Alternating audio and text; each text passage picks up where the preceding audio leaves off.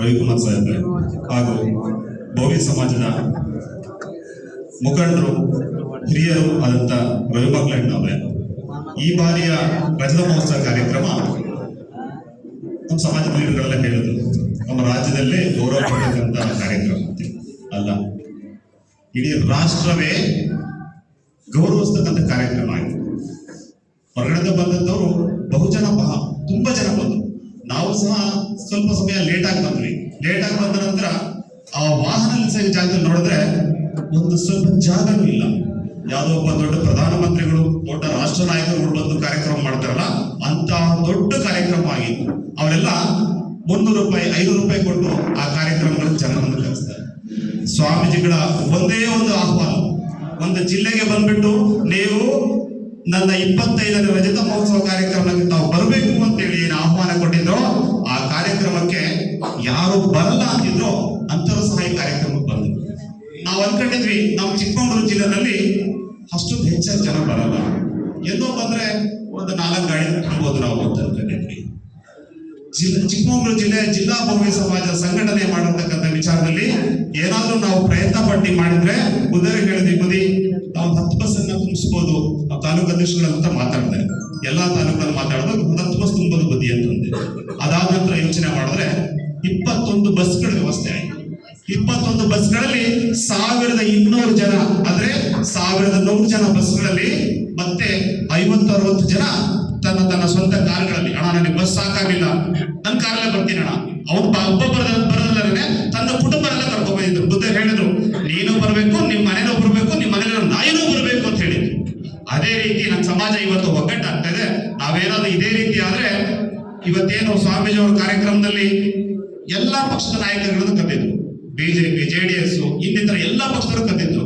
ಅಂದ್ರೆ ಒಂದ್ ಹೇಳ್ತಾರ ವಸುದೇವ ಕುಟುಂಬ ಅಂತ ಹೇಳ್ತಾರಲ್ಲ, ಆ ರೀತಿಯಾದ ಕುಟುಂಬ ನಮ್ಮ ಈ ವಡ್ಡರ ಕುಟುಂಬ. ನಮ್ಮ ಸ್ವಾಮೀಜಿ ಅವರು ಅನ್ಕೊಳ್ಬೋದು, ಇಲ್ಲಿ ಕೂತಿದ್ದಾರೆ ಒಬ್ಬರೇ ಕೂತಿದ್ದಾರೆ ಅಲ್ಲ, ಏನ್ ಇವತ್ತು ಈ ರಾಜ್ಯದಲ್ಲಿರ್ತಕ್ಕಂಥ ಏನ್ ಮಠಾಧೀಶಗಳಿದಾರಲ್ಲ, ಆ ಮಠಾಧೀಶರಿಗೆ ಅಧಿಪತಿ ಅಂತ ಏನಾದ್ರು ಇದ್ರೆ ಅದು ನಮ್ಮ ಭೋವಿ ಸ್ವಾಮೀಜಿಗಳು, ನಿಮ್ಮ ಸಿದ್ದರಾಮೇಶ್ವರ ಸ್ವಾಮೀಜಿಗಳು. ಆ ಕಾರ್ಯಕ್ರಮದಲ್ಲಿ ನೋಡಿದ್ರೆ ಎಲ್ಲಿ ನೋಡಿದ್ರು ಖಾದಿ ಆಗಿರ್ತಕ್ಕಂಥವ್ರೆ, ಕಾವಿ ಬಟ್ಟೆ ಅಂತಕ್ಕಂಥವ್ರೆ. ನಾವು ವೇದಿಕೆ ಹತ್ರ ಹೋದ್ವಿ, ನಮಗೆ ಜಾಗ ಸಿಗ್ಲಿಲ್ಲ, ಪಾಸ್ ಕೊಟ್ಟಿದ್ರು, ಪಾಸ್ ಫೇಲ್ ಆಯ್ತು. ನಿಗಮದ ಅಧ್ಯಕ್ಷರು ಬಂದ್ರು, ಸಿಗ್ಲಿಲ್ಲ. ನಂತರ ಸಿದ್ದರಾಮಯ್ಯ ಬಂದು ಮುದ್ದೆ ಬಂದ್ರೆ ನಮ್ಮ ಜಿಲ್ಲಾಧ್ಯಕ್ಷ ಕೆಲಸ ಬಂದಾಗೆ ಕರ್ಕೊಂಡೋದು. ಅಲ್ಲ ನೋಡಿದ್ರೆ ಜಾಗನೇ ಇಲ್ಲ. ನಮ್ಗೆಲ್ಲಪ್ಪ ಜಾಗ ಸೈಡಲ್ಲಿ ನಿಂತ್ಕೊಂಡ್ವಿ, ಪೂರ್ತಿ ಕಾವಿದಾಯ. ಅಷ್ಟು ಜನಗಳು ಸಹ ಪೂಜ್ಯರನ್ನ, ಅವರು ಪೂಜ್ಯರು, ಅವ್ರಿಗೂ ಇವರು ಪೂಜ್ಯರಾಗಿದ್ದಾರೆ. ನಾವು ಇನ್ನು ಯೋಚನೆ ಮಾಡ್ತಿದ್ದೀವಿ, ಅಪ್ಪ ಬರ ಮಠಕ್ಕೆ ಹೋದ್ರೆ ಆ ಸ್ವಾಮೀಜಿ ಬಂದಿಲ್ಲ ಅನ್ನೋ ಜನ ಇನ್ನೂ ಇದ್ದಾರೆ. ಅದು ಯಾವತ್ತು ತೊಲಗುತ್ತೋ ಅವತ್ತು ನಾವು ಗಟ್ಟಿಬದ್ರಾಗಿ ನಿಂತೀವಿ, ಆಯ್ತಾ. ಇವತ್ತು ಸಮಸ್ಯೆ ಒಂದೇ ಬಂದಿದೆ ಈ ರಾಜ್ಯದಲ್ಲಿ. ಸ್ವಾಮೀಜಿ ಅವರ ಅಧ್ಯಕ್ಷತೆಯಲ್ಲಿ, ಸ್ವಾಮೀಜಿ ನಿಗಮದ ರವಿಮಕ್ಳ ಸಾಹೇಬರ ಅಧ್ಯಕ್ಷತೆಗಳಲ್ಲಿ ಪರಿಶಿಷ್ಟ ಜಾತಿಗಳ ಮೀಸಲಾತಿ ಒಕ್ಕೂಟದ ಹೋರಾಟಗಳನ್ನು ನಡೆಸಿದ್ವಿ. ಆ ಹೋರಾಟಗಳ ವಿಚಾರವನ್ನ ಕೇಂದ್ರಕ್ಕೆ ಕಳಿಸಿದ್ರು. ಕೇಂದ್ರ ಈಗ ಆಯಾ ರಾಜ್ಯಗಳಿಗೆ ಬಿಟ್ಟಿದ್ದು, ನಿಮ್ಮ ರಾಜ್ಯಗಳಲ್ಲಿ ಏನೇನು ವಾಸ್ತವ್ಯ ಇದೆ ಅದಕ್ಕೆ ಪರಿಗಣನೆ ಮಾಡಿ ನೀವು ಅದರ ನಿರ್ಧಾರ ತಗೋಬಹುದು ಅಂತ ಹೇಳಿದೆ. ಆ ನಿರ್ಧಾರ ಇವತ್ತು ಆ ಒಕ್ಕೂಟದ ಮುಖಂಡರಾಗಿ ನಮ್ಮ ಸ್ವಾಮೀಜಿಯವರೇ ಇದ್ದರು. ಇವತ್ತು ಲಂಬಾಣಿ ಸಮಾಜದವರು ನಮ್ಮನ್ನು ಕೇಳ್ತಿದ್ದಾರೆ, ನೀವು ಯಾಕೋ ಸ್ತಬ್ಧವಾಗಿದ್ರಿ, ನಿಮ್ ಸ್ವಾಮೀಜಿ ಅವರು ಸುಮ್ಮನೆ ಇದ್ದಾರೆ, ನಾವು ಮಾತ್ರ ಹೋರಾಟಕ್ಕೆ ಇಳಿಬೇಕಂತ ಹೇಳ್ತಿದ್ದಾರೆ. ಸ್ವಾಮೀಜಿ ಅವರು ಆ ವಿಚಾರವನ್ನ ರಾಜ್ಯ ಮಟ್ಟದಲ್ಲಿ ಮುಖ್ಯಮಂತ್ರಿಗಳ ಹತ್ರ ಮಾತಾಡಿ ನಮ್ಮ ಸಮಾಜಕ್ಕೆ ನ್ಯಾಯ ಕೊಡಿಸತಕ್ಕಂಥ ಕೆಲಸ ಮಾಡ್ತಾರೆ.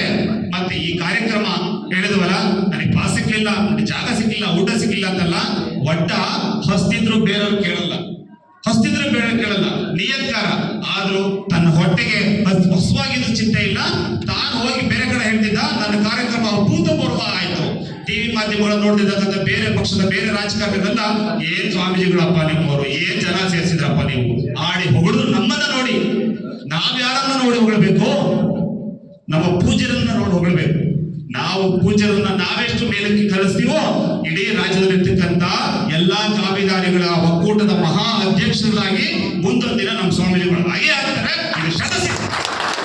ಇಷ್ಟು ಮಾತಾಡಲಿಕ್ಕೆ ಅವಕಾಶ ಮಾಡಿಕೊಟ್ಟಂತ ಎಲ್ಲರಿಗೂ ಹೊಂದಿಸಿ, ಏನ್ ಜಿಲ್ಲೆಗಳಿಂದ ಬಂದಿರತಕ್ಕಂಥ ಎಲ್ಲಾ ಜಿಲ್ಲಾಧ್ಯಕ್ಷರಿಗೂ ಮತ್ತು ಈ ರಾಜ್ಯದ ನಮ್ಮ ಸಮಾಜದ ಹಿರಿಯರು ರವಿಮಕ್ಳಣ್ಣವ್ರ ಬಗ್ಗೆ ಹೇಳಬೇಕು ನಾವು. ಯಾಕೆಂತಂದ್ರೆ ಅವ್ರಿಗಾಗಿರ್ತಕ್ಕಂಥ ವಯಸ್ಸಲ್ಲಿ ನನಗೆಲ್ಲೋ ಒಂದು ಕಿಡಿ ಅರ್ಥ ನನಗೀಗಲೇ ಬೇಡಪ್ಪ ಆ ಹಳ್ಳಿಗೆ ಹೋಗೋದು ಬೇಡ, ಈ ಹಳ್ಳಿಗೆ ಹೋಗೋದು ಬೇಡ, ನಮ್ಮ ಅಧ್ಯಕ್ಷರಿಗೆ ಹೇಳಿದ್ರೆ ಸಾಕಣಪ್ಪ ಅಂತ ಹೇಳ್ತೀವಿ.